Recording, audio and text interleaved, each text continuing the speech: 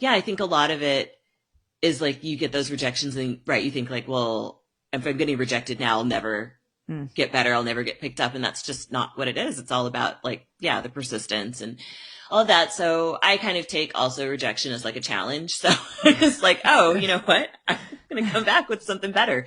So I just kept writing and I wrote 3 more books. And then the 4th book that I wrote for publication and ended up querying, I almost quit because I had gotten pretty far in like sort of like revise and resubmit with an agent. And then she ended up being like, I just don't think there's anything I can actually do for you. And I was just Oof. like devastated. Yeah. Cause I was like, That's this is the harder. best thing. Worse. Yeah. Absolutely. Cause I knew I was a better writer and I knew it was the best thing I'd ever written. Yeah. And I was just like, she's a great agent. Like she knows what she's talking about. She publishes Mm.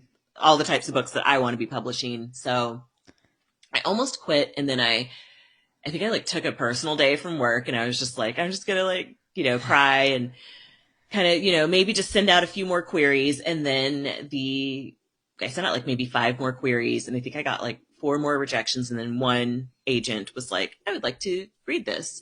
And she read it and she asked for a revise and resubmit. And then I ended up getting laid off from that job that I took that personal day from.